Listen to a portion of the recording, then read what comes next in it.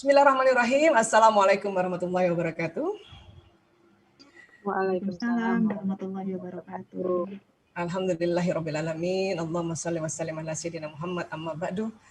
Bismillah, kita mulai ya. Jadi masa pubertas anak zaman now. Mungkin teman-teman ayah bunda juga sudah sering dengar seminar-seminar seperti ini ya. Ya, alhamdulillah, tapi menurut saya alhamdulillah zaman kita dulu mana ada seminar-seminar kayak gini ya.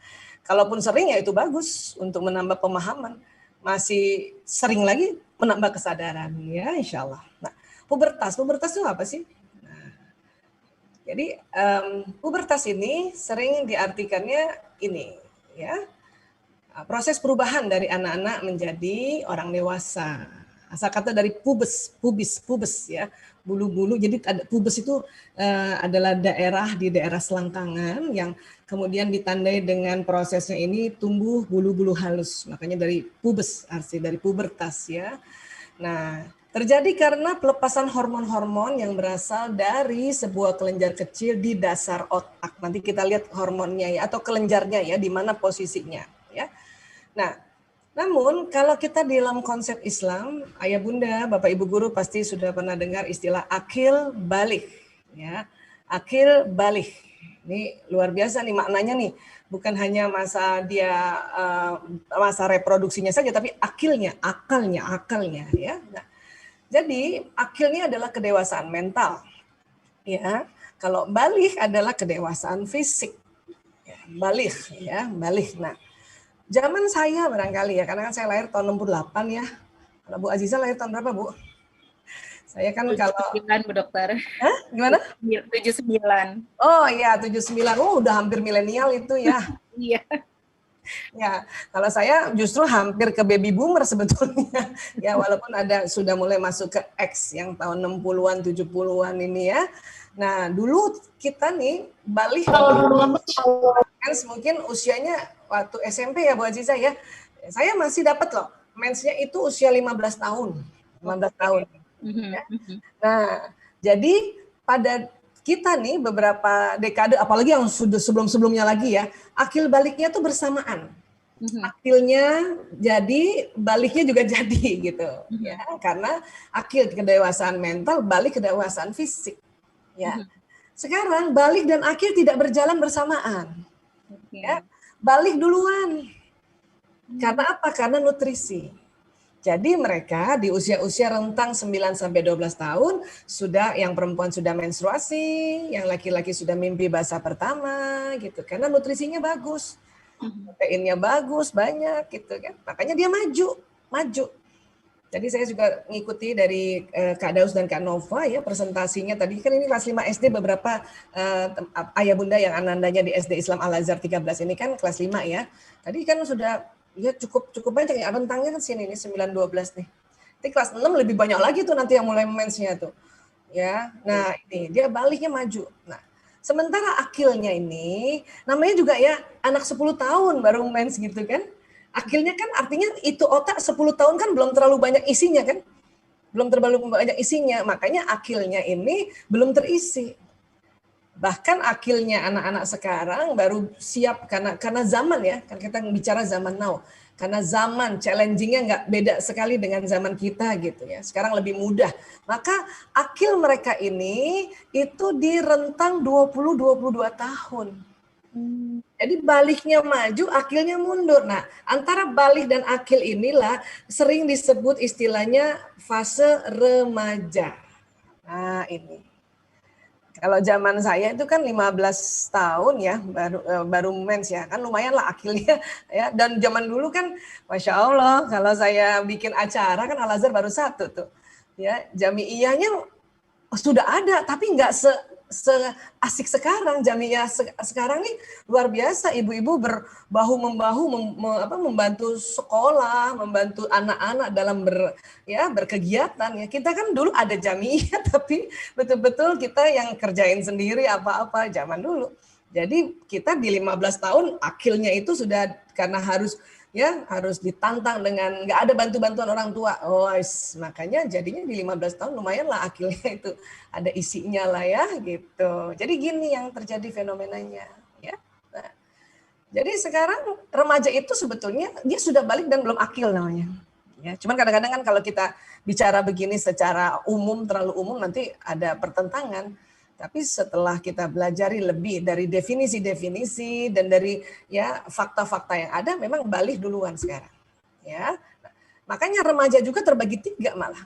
Remaja dini 10-13 tahun.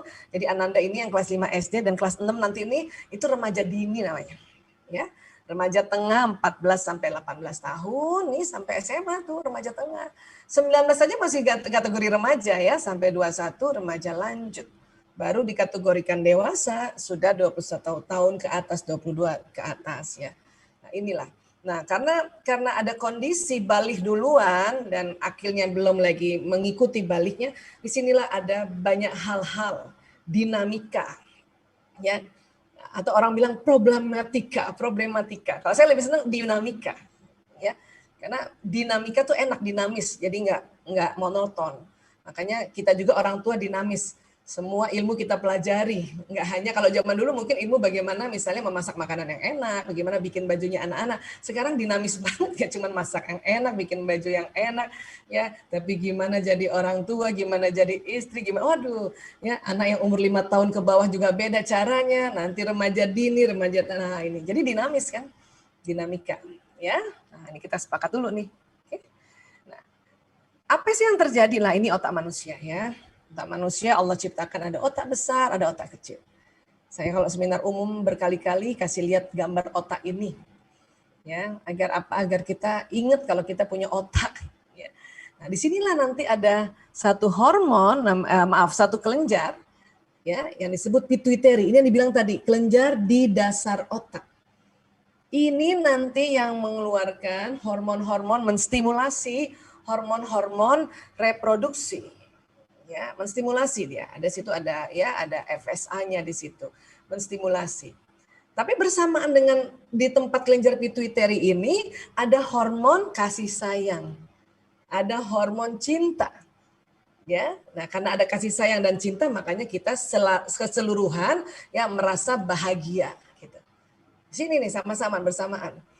Jadi jangan heran kalau anak remaja itu ya walaupun dia sudah mulai balik ya, kalau senang gembira banget sama teman-temannya tuh very happy karena memang bersamaan tempatnya. Ya, tempat hormon kasih sayang, hormon yang menyenangkan ya. Nah, ini. Oke. Nah, kemudian kedewasaan mental tuh di mananya sih Bu Aisyah? Kalau kedewasaan mental itu ya di otak bagian depannya itu terjadi sambungan-sambungan otak. Ya, ini umurnya 5 tahun nih. Ini kalau dilihat pakai alat fungsional MRI gitu. Rupanya otak itu makin nanti kita dewasa, dia warnanya makin abu-abu. Ya, makin abu-abu itu bertanda otaknya makin banyak belajar. Makin banyak informasi masuk di otak.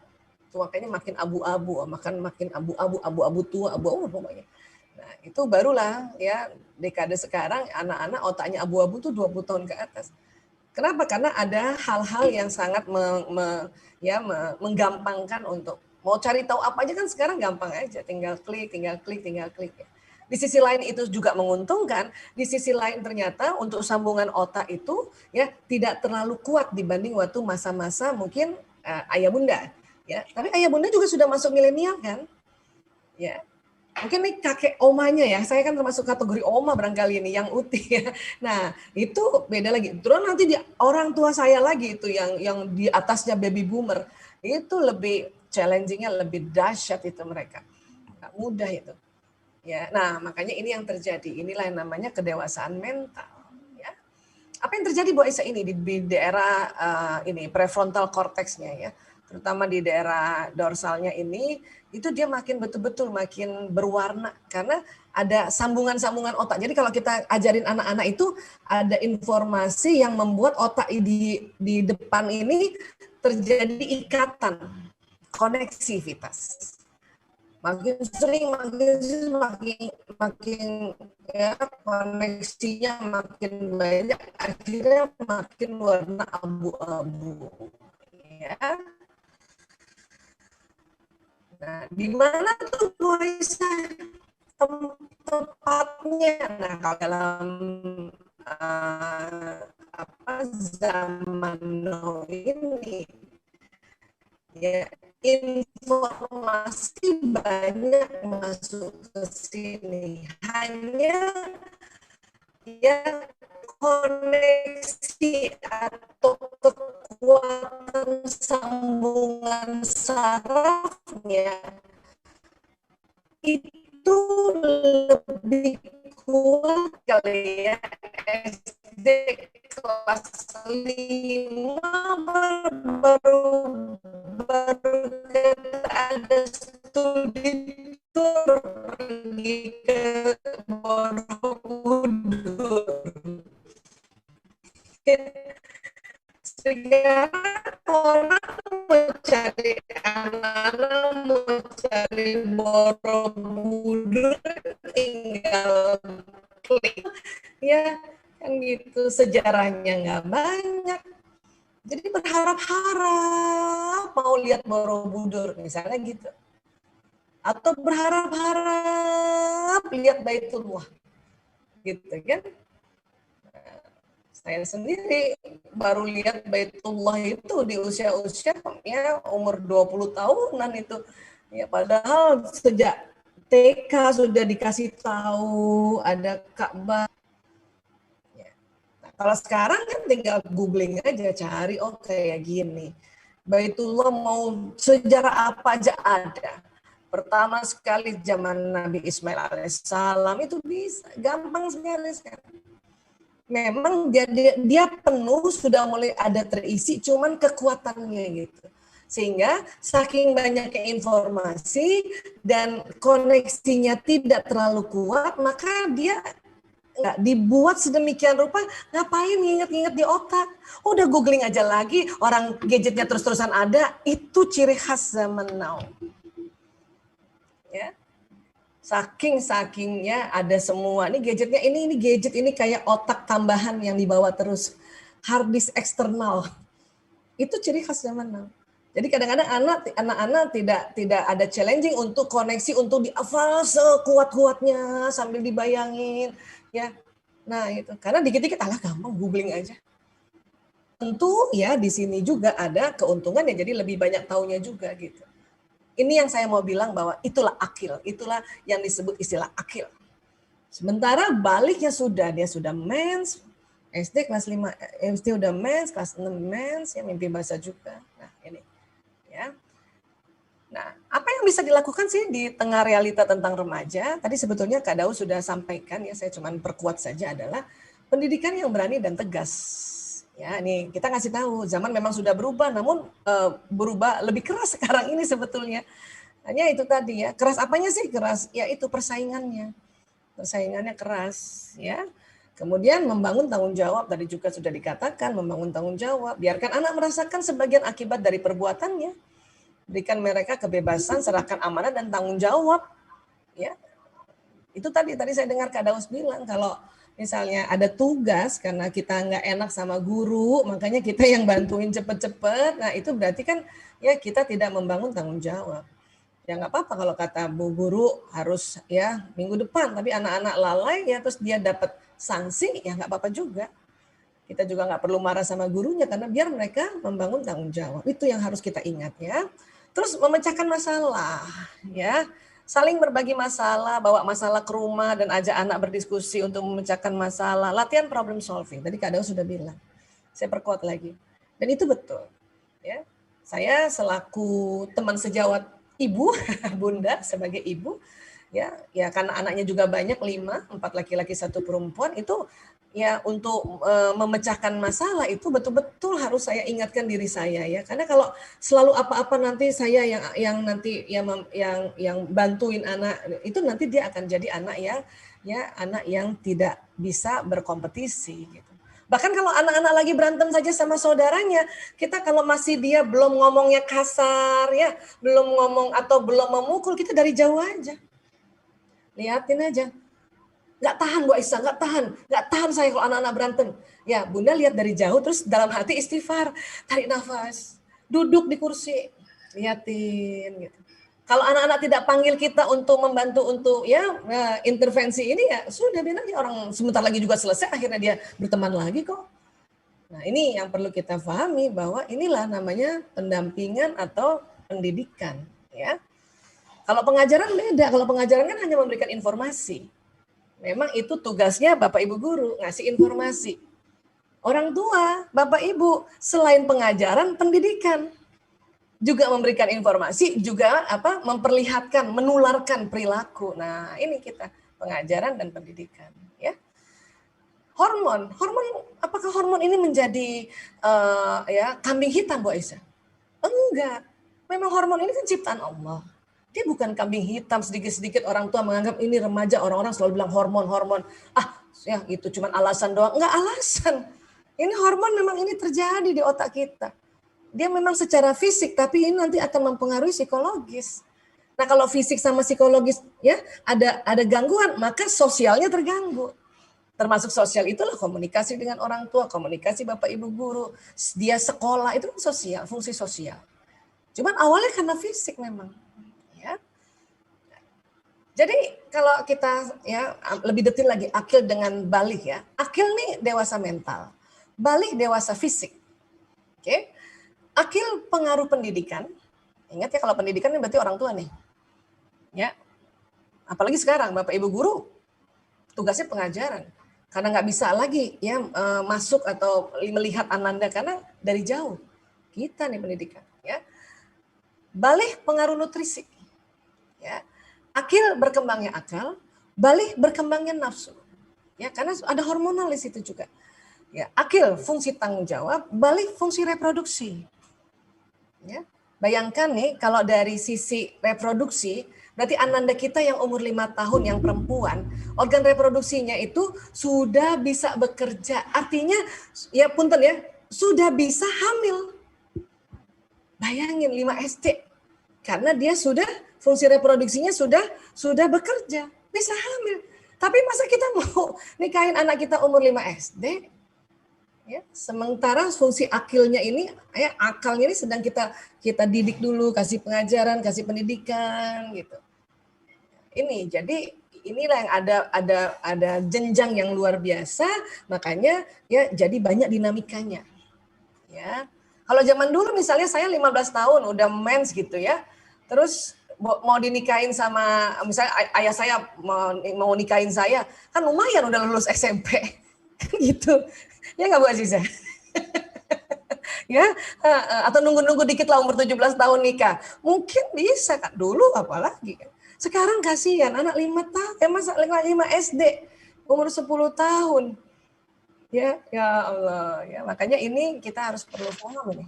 Ya, akil ini mandiri tanggung jawab, balik ini life and death instinct. Ya, akil peran ayah plus ibu.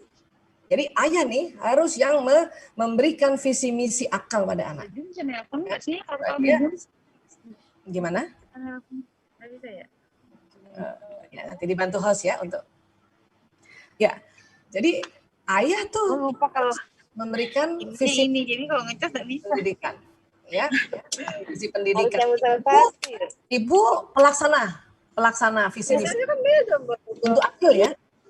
Ya, visi misi kita ya keluarga muslim apa sebetulnya? La tusyrika billah. Nggak boleh syirikan Allah.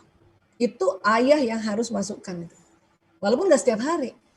Karena seorang ayah kalau masukkan di akalnya anak-anak, karena nggak setiap hari, dan ayah adalah sosok otoritas, bukan otoriter ya, otoritas yang sangat-sangat dibanggakan oleh anaknya. Terbukti tadi tuh, ya surveinya teman-teman dari Diar itu, ya bahwa anak-anak itu sangat membanggakan ayahnya. Makanya ada sedikit ya agak galak sih gitu ya. Tapi kalau bapaknya sudah bilang sebagaimana ya Nabi Ibrahim alaihissalam mengajarkan pada Ismail alaihissalam, sebagaimana juga ya Luqman ya menasihati anaknya. Oh, dahsyat itu akilnya anak-anak.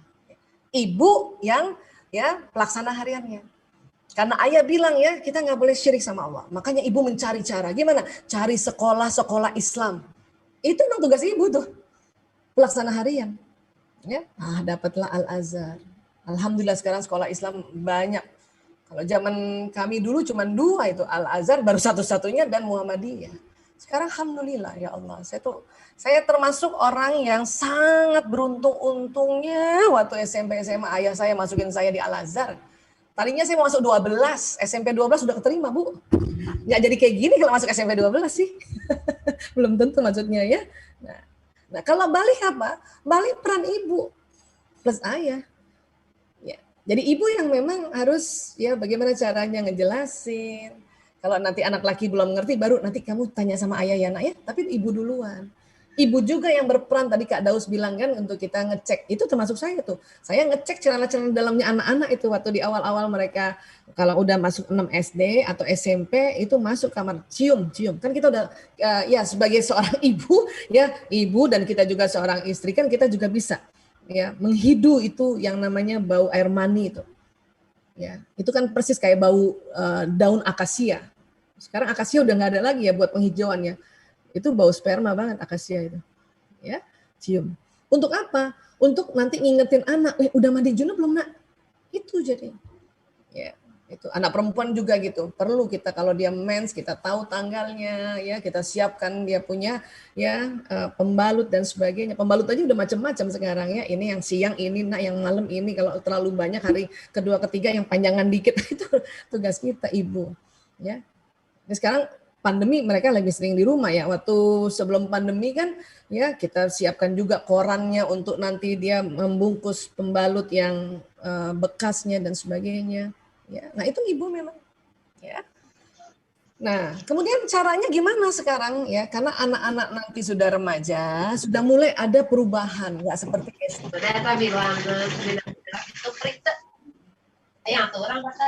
Makanya kita sudah ajarkan. Ya, saya dalam pendidikan ini sangat apa ya, aduh Masya Allah sudah ajarin kita ini Ali Imran 159.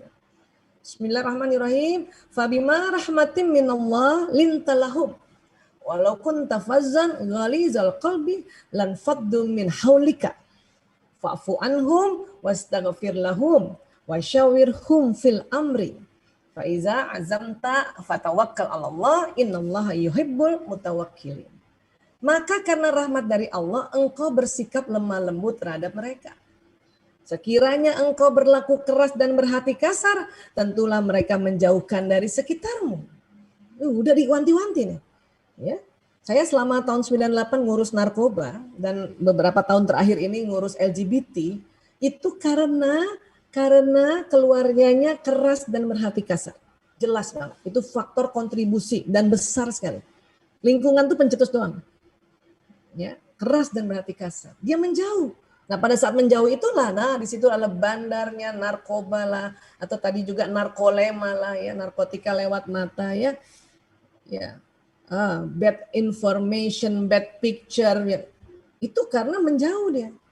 Bu Aisyah kan sekarang anak-anak nggak menjauh, orang pandemi semua di rumah. Iya, memang secara fisik nggak menjauh, tapi secara kita punya psikologis dia menjauh, dia cuma di rumah di kamar terus dia menjauh. Ya. Ini perbedaannya zaman now ini, mereka di rumah tapi dia menjauh, hati-hati. Ya. Bu Aisyah saya sudah lembut tapi tuh anak masih songong, masih ngeselin. Ini diajarin Allah. Fa'fu anhum wastaghfir lahum. Maka maafkanlah mereka dan mohonkan ampun bagi mereka. Ya Allah, saya maafkan anakku ya Allah. Ya, janjian tadi katanya sudah mau nih selesai main game online tapi dia masih main juga ya Allah. Saya maafkan anakku ya Allah, fulan bin fulan ya Allah. Mohonkan ampun bagi mereka. Ampuni dia ya Allah, ampuni dia ya Allah. Baru bermusyawarahlah dengan mereka dalam suatu urusan.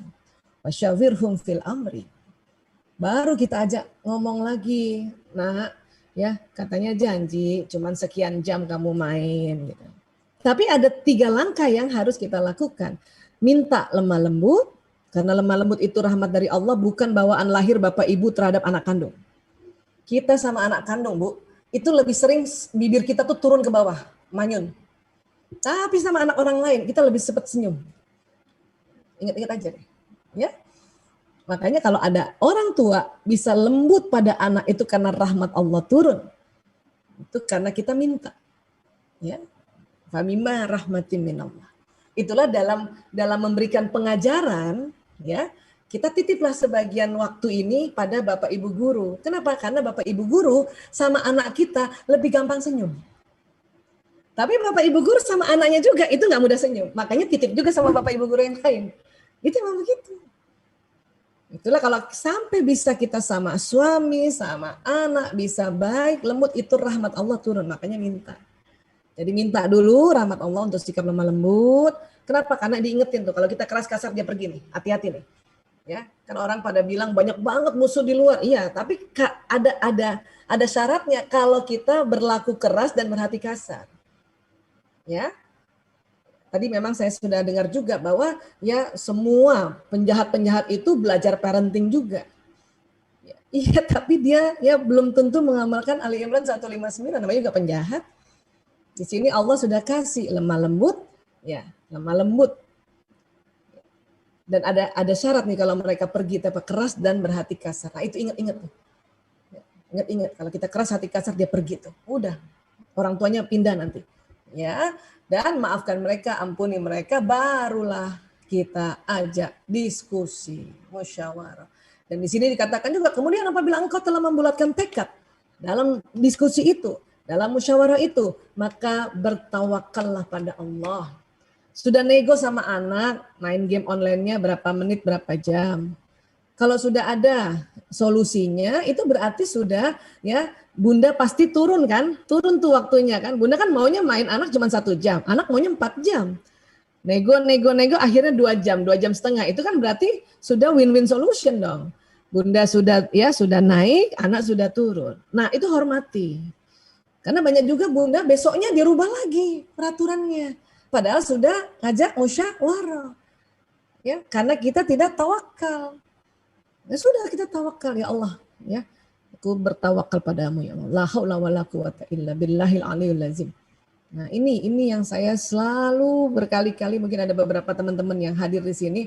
Ya Bu Isa suka banget ya bahas Ali Imran 159 karena ini luar biasa. Dan harus diingat-ingat.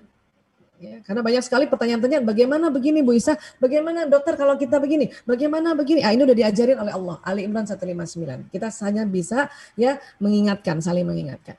Oke? Dan tentunya ya, walaisa zakaru kal unsa, laki-laki nggak sama dengan perempuan. Jelas. Maka pelajari lagi juga. Ya, ini penelitiannya banyak ya. Laki-laki dan perempuan tidak identik. Namun laki-laki dan perempuan harus setara. Equal, dalam arti memiliki kesempatan yang sama untuk mengembangkan potensi mereka sepenuhnya. Cuma mereka tidak identik. Hormonnya aja beda. Ya. Jangan kayak gitu, kulitnya aja itu laki perempuan, walaupun kita sama-sama ini ya satu spesies yaitu manusia. Perhatikan deh, ya kulit beda, ya ini tekstur rambut. Bahkan di dalam-dalamnya itu ya paru-parunya memang punya 2, tapi perempuan agak kecil sedikit. Lambung memang ada di sebelah ya kiri, bawah itu di bawahnya paru-paru, tapi perempuan lebih kecil dibanding laki-laki. Usus juga ada panjang banget, tapi laki-laki lebih besar lagi. Ya, memang beda. Cuman mempunyai kesempatan yang sama mengembangkan potensi mereka. Ya. Ini otak manusia, ada otak besar, otak kecil. Ini dari atas ya. Nah, alat-alat fungsional MRI yang sekarang ini nih banyak memberikan insight pada kita. Oh, gitu toh ternyata bedanya laki perempuan. Ini juga ya bisa melihat otaknya laki-laki perempuan. Terutama yaitu tadi, apa yang terjadi sih pada anak-anak lagi mens? Apa yang terjadi sih pada anak laki-laki yang sedang ya mau mimpi basah? Sekarang kita lihat otak gadis remaja.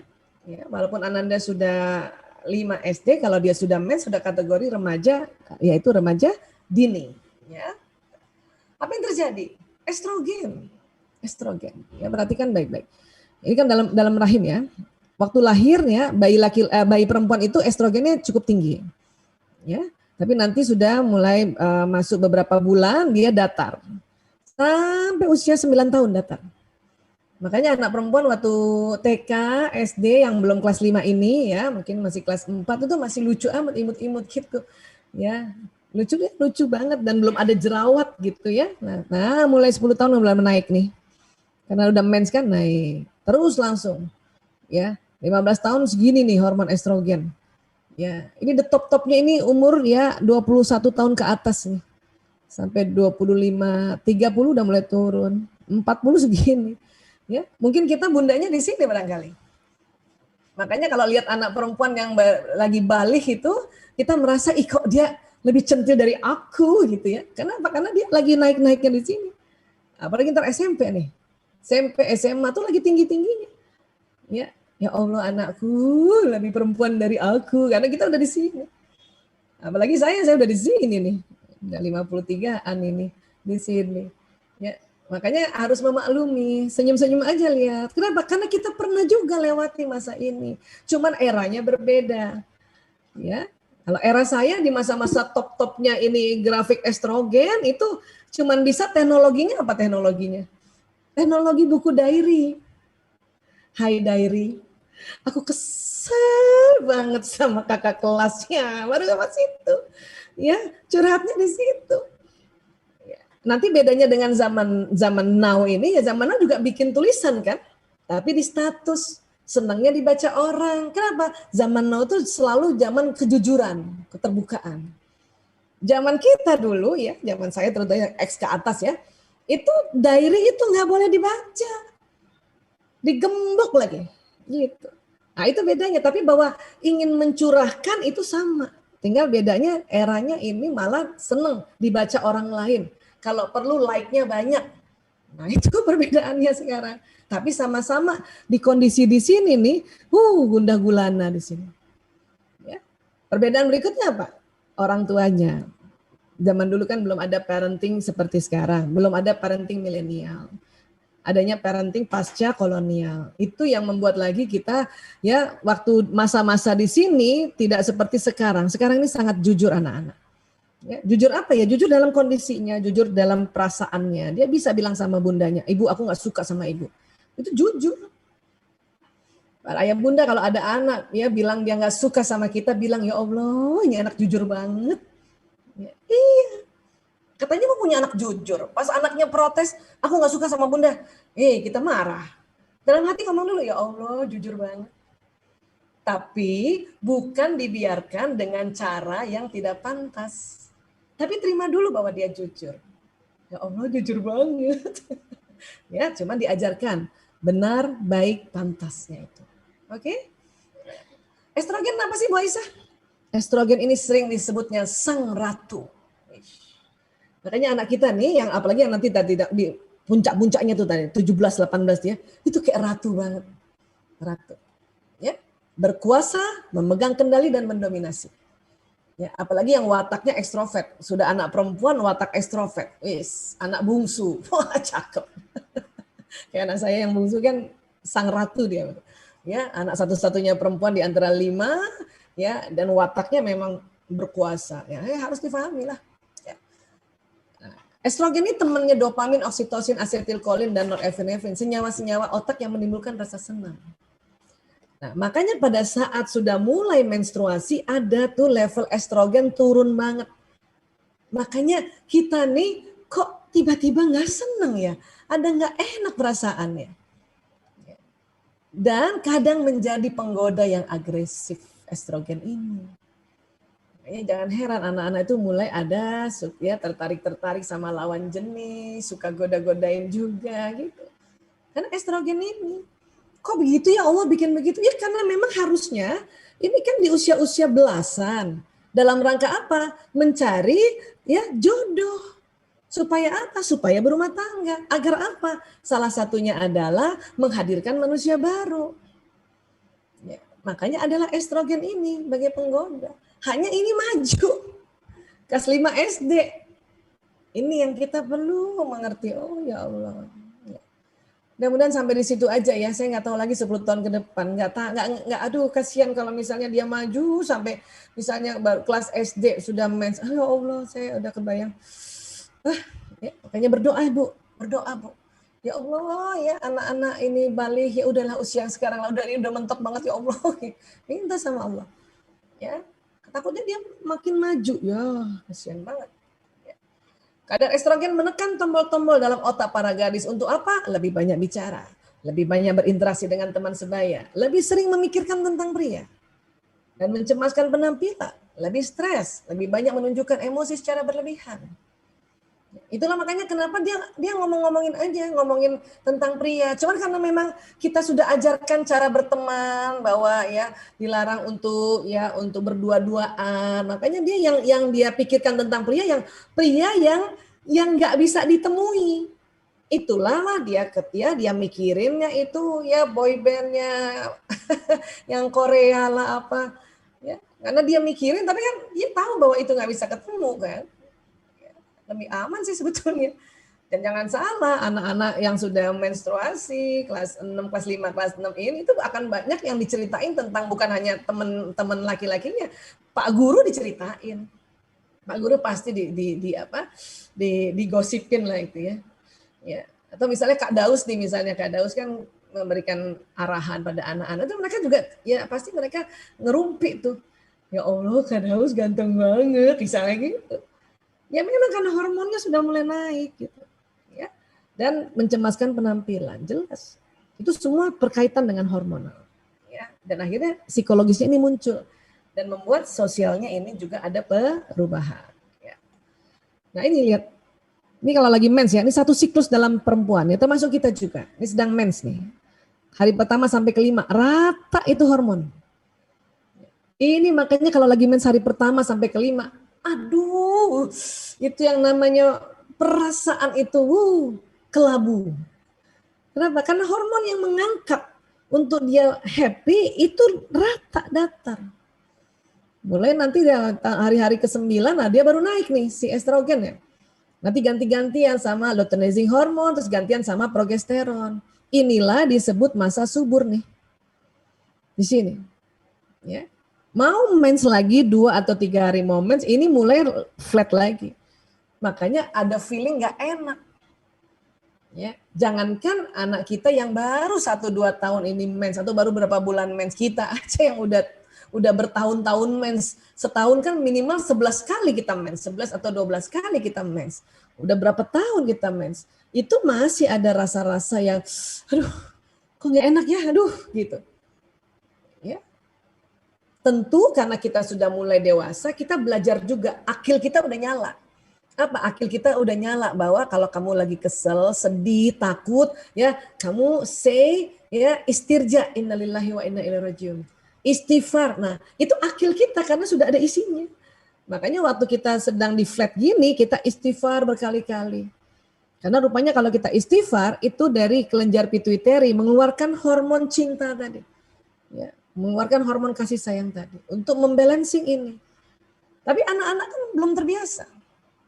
Makanya pas lagi baru mens-mens ini, kelas 5 SD, 6 SD, SMP itu masih galau nggak menentu tuh. Karena dia belum tahu bagaimana how to handle nih. Ya, mereka punya feeling saat-saat di sini dan saat-saat di sini. Sementara kita ibunya ya mulai takut kan anak mens kan. Waduh, ini harus dikasih nasihat terus nih kan gitu. Boleh, tapi lihat kondisi. Sekarang kita lihat progesteron. Siapa progesteron? Ya, walau tidak terlalu terkenal, tapi si progesteron ini adik yang berkuasa bagi estrogen. Ya. Muncul sebentar-bentar dan kadang seperti awan badai yang membalik efek estrogen. Makanya tadi dia habis estrogen dulu baru progesteron muncul. Ya. Pada waktu lain menjadi agen penstabil. Ya. Valiumnya otak. Jadi progesteron ini valiumnya otak yang menenangkan saraf ini. Jadi dia ya kalau pas nanti estrogen turun, progesteron backup nih. Ini luar biasa Allah buat itu di dalam tubuh seorang perempuan, Masya Allah. Nah, sehingga gelombang pasang estrogen dan progesteron mulai menyalakan banyak sirkuit dalam otak gadis remaja yang telah tersusun dalam janin. Jadi janin wanita itu sebenarnya sudah tersusun, cuman sirkuitnya ini namanya sirkuit ya, baru nyala setelah dia ya balik. Pada hari-hari tertentu, rasa percaya dirinya kuat, namun pada hari-hari berikutnya, rasa percaya dirinya seperti bergantung pada seutas tali yang rapuh. Kapan tuh Mbak Isa yang seutas tali yang rapuh kalau mau mens?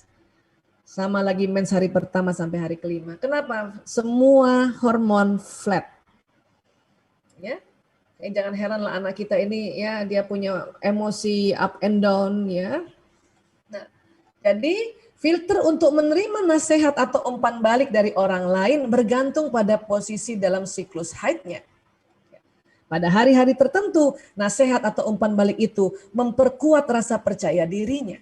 Waktu kapan itu? Masa subur. Ya. Pada hari-hari lainnya, nasihat atau umpan balik itu justru menghancurkannya. Kapan itu? Mau mens. 3 atau ya 2 hari mau mens terus sampai mens hari pertama sampai hari kelima. Itu karena hormon flat. Ya, makanya kalau bundanya nasihati, bundanya negur, itu menghancurkan. Ya. Jadi kesimpulannya kita pasti boleh dong, sangat penting mendampingi anak perempuan kita untuk kita kasih arahan, nasihat, umpan balik, kritikan. Tapi please ya hindari waktu masa-masa ini nih. Mau mens atau mens hari pertama sampai hari kelima ini. Jadi kapan dong Mbak Isa kasih masukan, kasih arahan, kasih umpan balik di sini? Di sini, masa-masa subur. Ini dia insya Allah akan dengar. Kita nih ibu karena tahu anak perempuannya sudah mens kan jadi ketakutan kan? Jadi maunya ngasih nasihat tiap hari. Ya, dia dengar kalau di sini. Pas udah di sini udah. Ini ada rejection di sini. Denial di sini. Apalagi di sini. Ya. Sementara kita suka sedih. Ini anak kenapa ya? Aku kan cuma bilang, "Nak, ya, celananya diganti, Nak, itu bokongnya kelihatan." Ya, itu ngasih tahu anak di fase ini dengan fase ini itu responnya beda loh. Mungkin waktu lagi masa subur kita tahu, "Nak, diganti, Nak, celananya, Nak, itu terlalu ke bawah, bokongnya kelihatan." "Oke, Bunda." Di sini. Coba kasih taunya di sini, ame di sini. Langsung. "Oh, jadi bokong aku jelek." Padahal kalimatnya itu sama. Ya. Ini yang perlu nih, kunci-kunci yang diperhatikan ini. Supaya tidak sering terjadi konflik antar mereka. Karena nih banyak sekali kejadian anak perempuan remaja itu berantemnya sama ibunya. Kenapa? Karena ibunya selalu ya ingin memberikan nasihat tapi nggak pas. Terus gimana dong Bu Aisyah untuk tahu dia ada di masa ovulasi atau sini? Ya tentu harus dicatat. Waduh susah Bu Aisyah, saya nggak sempat catat. Kalau gitu kasih tahu anak. "Sayang, kalau kamu mens bilang Bunda ya." "Bunda aku mens." Hari ini Nak, iya. Kalau gitu Bunda tahan nih. Tahan nih kalau mau ngasih tahu Allah, tahan. Sampai kapan Bu Aisyah? Paling tidak hari ke-10-nya nih. Baru tahan, makanya catat apa yang mau dikasih tahu. Sementara kita kadang-kadang ya kita lagi kesel atau pas lagi lihat dia punya gadget, ada chattingan sama temennya, kepengen saat itu juga kita ngasih tahu udah ya, padahal kita tahu karena tadi dia bilang saya lagi mens. Itu latihannya pun. Ya, aduh susah Bu Aisyah. Ya kalau kita bilang susah lah, namanya juga latihan. Ya. Bulan ini saya selamat Bu Aisyah, ya nggak tegur dia. Alhamdulillah. Bulan depan coba lagi, latih lagi terus.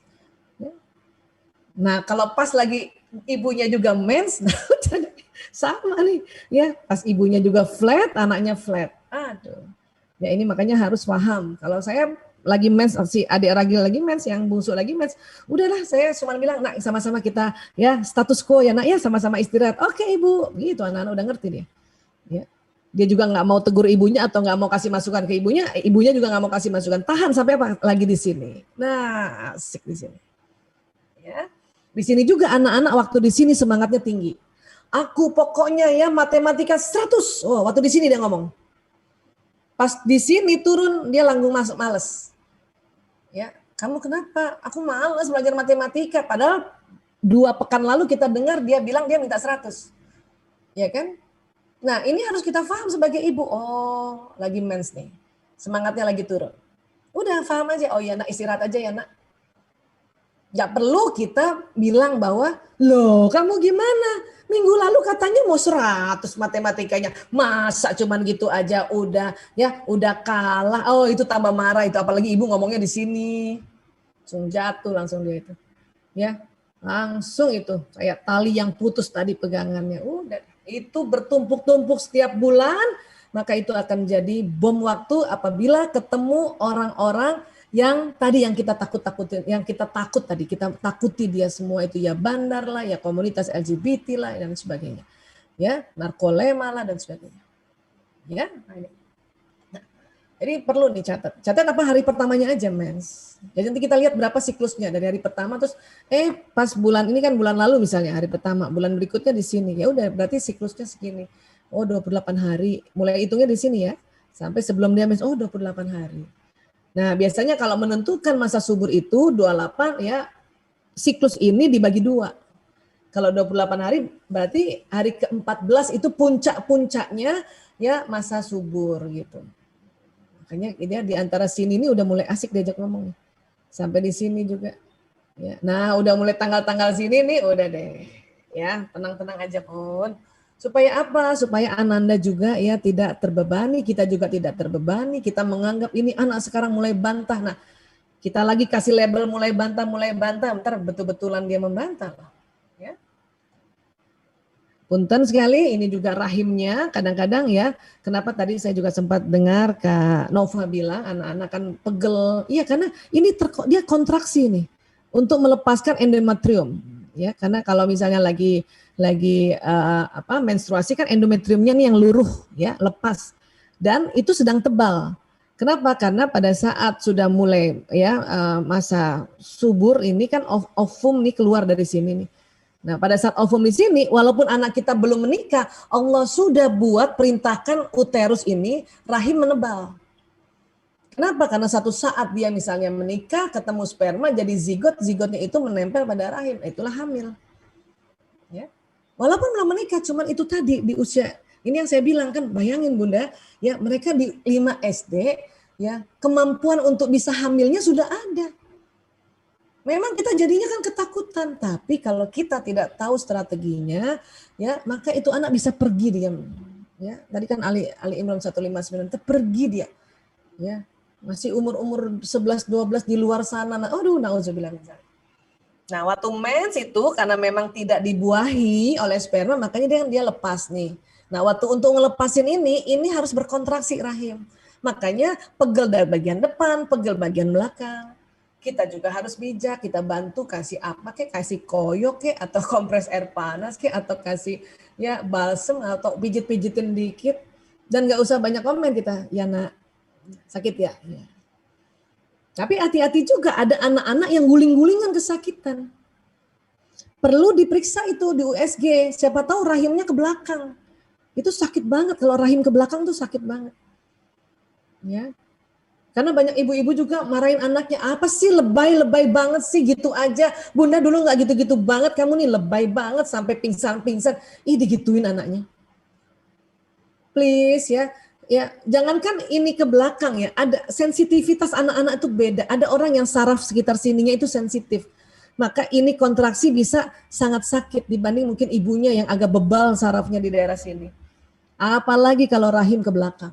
Dorsofleksi, itu bakal setiap siklus mens sakit. Sampai kapan? Sampai dia nanti hamil dan melahirkan. Karena nanti dia hamil, karena ini yang tadinya ke belakang, jadinya kan ada isinya nih, yaitu janin. Ya, baru dia berat turun ke sini. Makanya orang tua zaman dulu, kalau ada anak perempuan kesakitan kalau mens, apa nasihat mereka? Sabar ya nak, nanti kalau kamu sudah melahirkan sembuh. Gitu. Kenapa? Karena proses anatominya. Ya. Apalagi ya, nah perempuan ini bila curhat tuh hanya ingin disimak. Ini harus ditahu juga oleh ayah. Jadi dia cerita sama ayahnya, oh gitu. Ya. Dan kalau dia cerita sama bundanya juga gitu, oh gitu ya nak. Oh, ya. Dia nggak butuh solusi. Cuman laki-laki kalau mendengar curhat selalu menawarkan solusi. Makanya kita suka ya kita lihat nih anak perempuan sama ayahnya kan kadang karena anak laki-laki tanggung jawab ya, makanya dikasih solusi. Si ayah, si anak bukan gitu ayah, bukan gitu. Aku nggak maksud gitu. Nah, gitu. Jangankan anak kita juga kalau curhat sama pasangan masing-masing ini ya berantemnya gara-gara kita pengen didengar si suami memberikan solusi. Ayah aku sakit kepala, apa kata suami? Minum obat. Udah semua obat ayah aku minum, nggak ada yang sembuh. Karena kita nggak mau solusi, cuman mau didengerin. Ya. Sekarang remaja gimana? Antara remaja laki-laki? Kebalikannya, ya kalau tadi estrogen, ya ini ada namanya hormon testosteron. Walaupun di perempuan juga ada testosteron ya. Cuman testosteron pada laki-laki nggak pernah drop, nggak pernah habis. Dia masih ada terus sampai umur 100 tahun, hanya memang berkurang. Dan testosteron salah satunya adalah produksi sperma. Itulah kalau ada ya laki-laki usia 70 tahun menikah dengan gadis ya, atau yang masih produktif bisa punya anak. Tapi perempuan udah menopause 60 tahun, 65 tahun menikah dengan bujang misalnya, itu ya itu sunatullahnya nggak bisa punya anak, orang telurnya habis. Ya, nah ini. Jadi ini juga pada anak laki-laki nih lagi top-topnya nih. Di usia-usia ya 17, 18, 20, 25 nih lagi top-topnya. Kalau bapaknya misalnya usia-usia 65, anaknya lagi top-topnya di sini, itu lebih laki-laki banget anaknya dibanding bapaknya. Kenapa? Karena testosteron itu sang raja. Dia dominan, agresif, dan sangat berkuasa. Berorientasi pada sasaran. Mengaktifkan sirkuit seksual dan agresif. Berupaya keras untuk memenuhi hasratnya mencari pasangan. Makanya anak-anak remaja ini ya, yang apalagi yang sudah makin tinggi tadi tuh puncak-puncaknya tuh di SMA, ya selalu dia lirik sana lirik sini. Apalagi pas mahasiswa udah mulai tuh hasratnya untuk siapa ya pasangan saya. Menjunjung keyakinan dan keberanian dan bisa menjadi perayu yang meyakinkan. Ini testosteron. Itu juga sunatullah Allah yang berikan kepada laki-laki. Tentu laki-laki dominan kan. Perempuan ada testosteron tapi tidak sedominan laki-laki. Nah ini perempuan turun, laki-laki rata. Ya.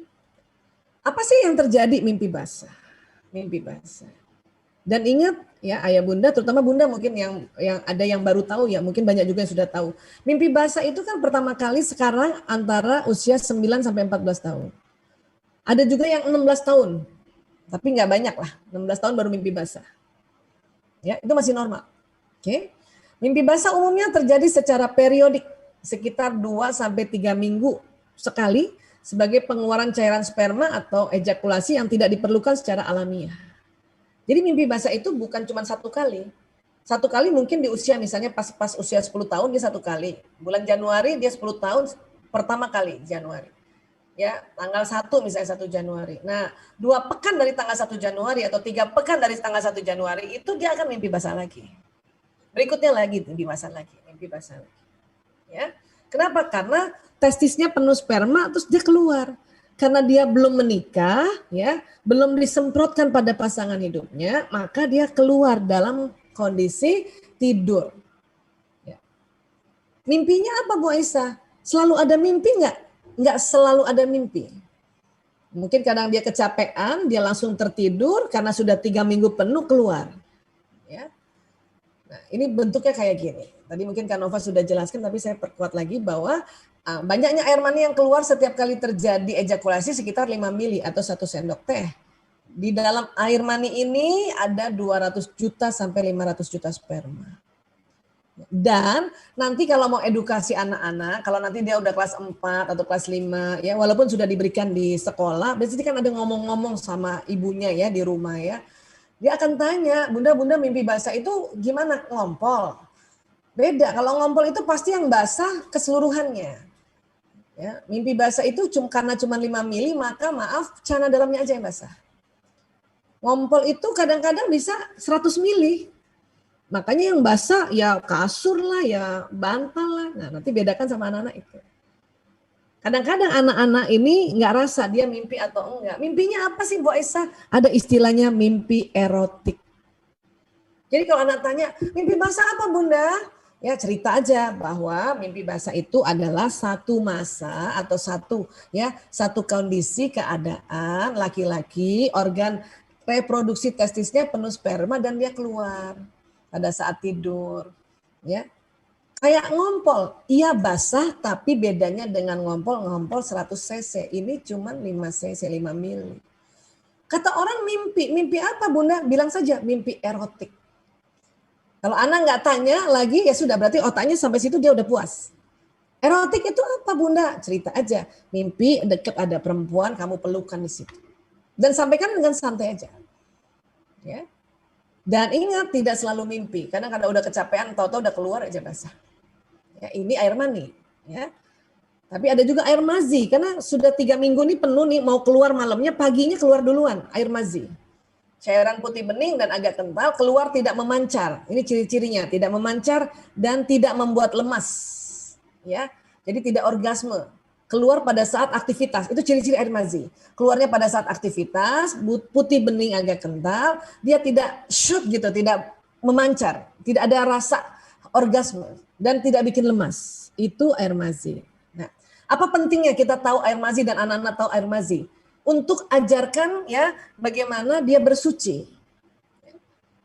Jadi ijtihad para ulama adalah kalau air mazi yang keluar, bersihkan alat kemaluan dan celana ini dengan celana dalam ya dengan air atau percikan air ya atau tisu basah, kemudian dia wudhu sudah bisa melaksanakan sholat. Jadi kalau air mazi tidak perlu mandi. Karena ini akan sering keluar di sekolah, ini bisa keluar di sekolah.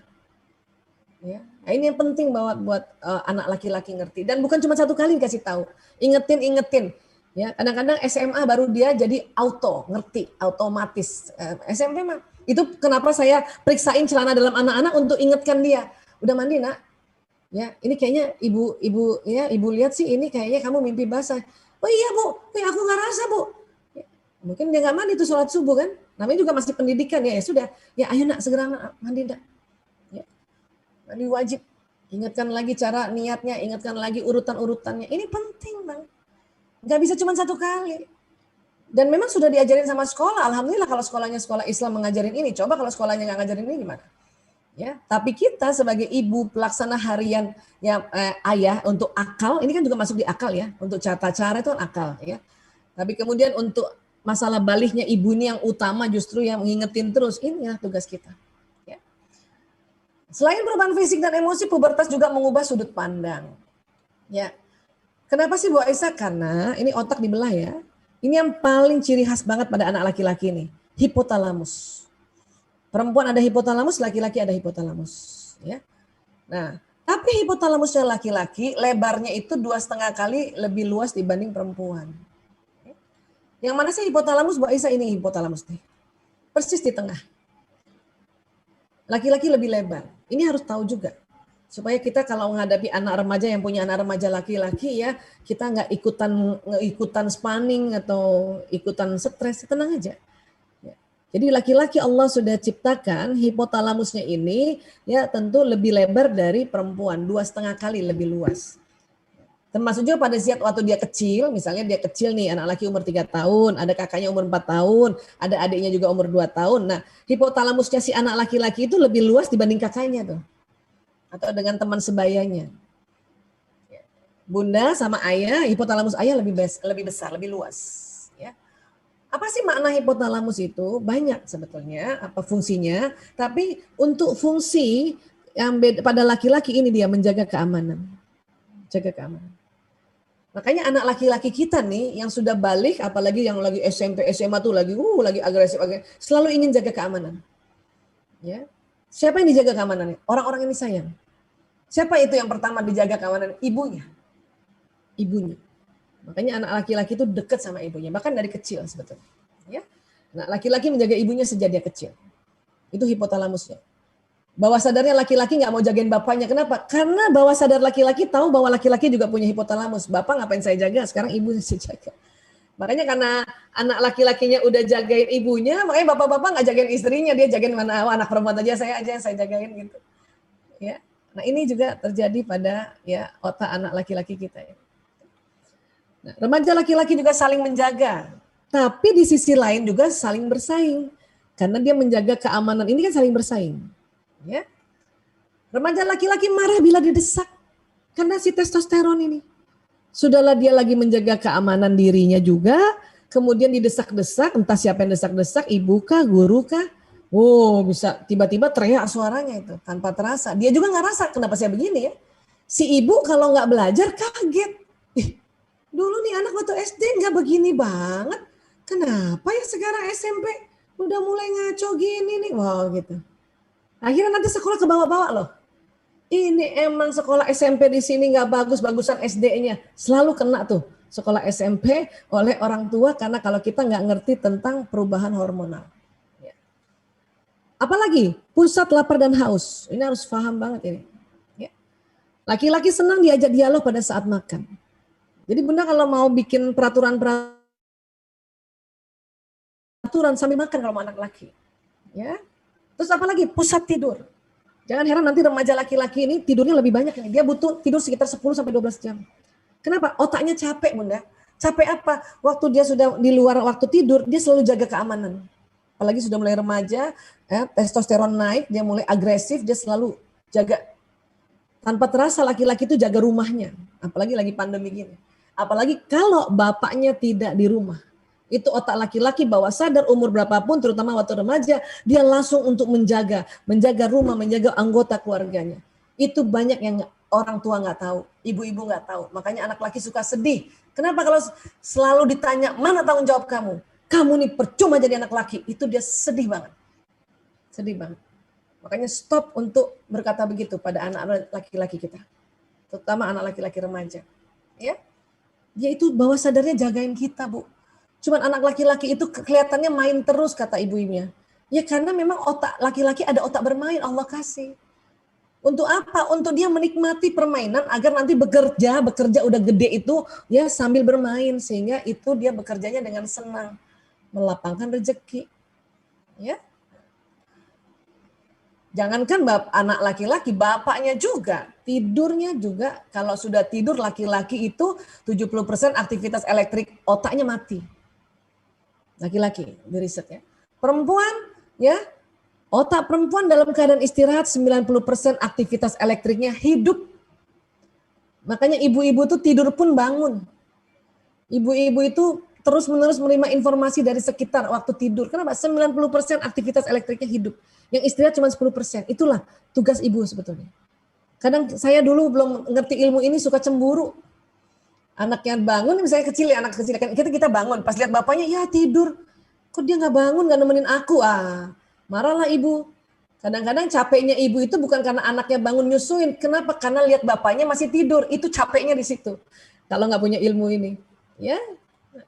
Terus apa? Pusat syahwat birahi. Dan apalagi ada vasopresin. Vasopresin ini sering disebut hormon ksatria. Ya. Menimbulkan sikap sopan kepada perempuan vasopresin ini.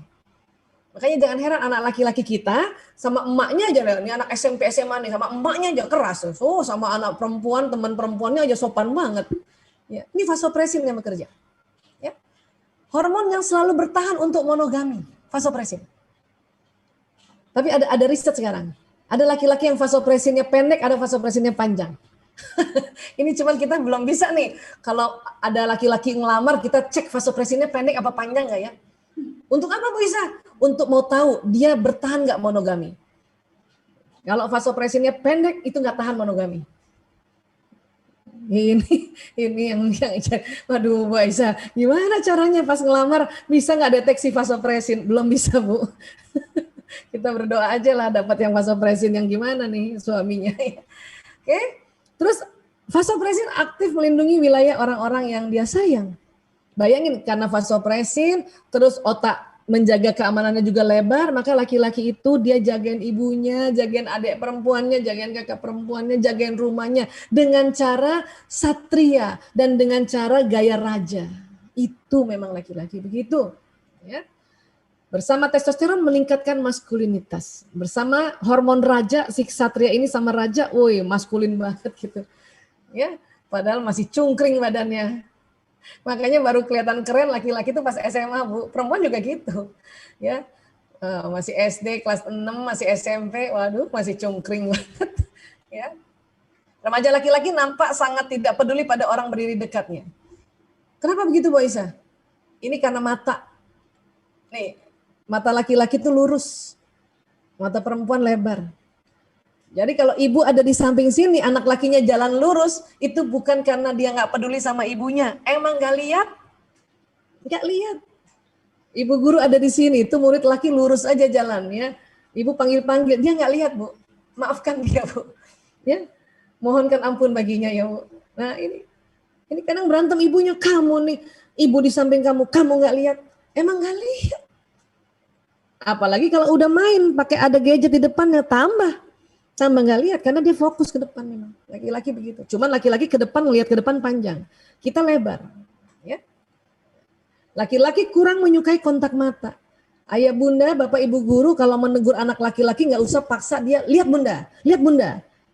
Karena bunda menganggap yang namanya komunikasi efektif itu melihat tatap mata. Berlaku buat perempuan, tidak untuk laki-laki. Ya, itu sudah risetnya itu banyak sekali. Ya. Kenapa sih Bu Aisyah ini sklera mata? Perempuan lebih lebar. laki-laki skleranya sempit. Sklera mata pada laki-laki lebih sedikit bagian putihnya dibanding mata seorang perempuan. Bagian putih tersebut memungkinkan pergerakan mata dan mengarahkan pandangan yang sangat penting bagi manusia dalam berkomunikasi tatap wajah. Ya, maka bagi laki-laki berkomunikasi tatap wajah dan kontak mata kurang disukai. Paham ya Bun? Jangan paksa-paksa lagi nih. Nanti anak laki-lakinya apalagi lagi udah mimpi basah, ngamuk nanti. Ya. Perempuan bicara dengan kontak mata, laki-laki kurang menyukai kontak mata. Ya, nah ini yang paling penting-penting clue-cluenya dalam kita mencoba mendampingi mereka sampai kapan? Sampai nanti mahasiswa jauh lebih baik lagi mereka semua ini. Justru yang lagi di sini nih, 5 SD, 6 SD, SMP tuh yang namanya ya rawan-rawannya. Kenapa? Karena dia juga kaget terhadap dirinya, ya. Kemudian juga kita juga belum ada beberapa ya, belum punya informasi-informasi tentang bagaimana menghadapinya, makanya akhirnya konflik. Ya, kurang lebih seperti itu. Mudah-mudahan masih ada waktu untuk kita tanya jawab.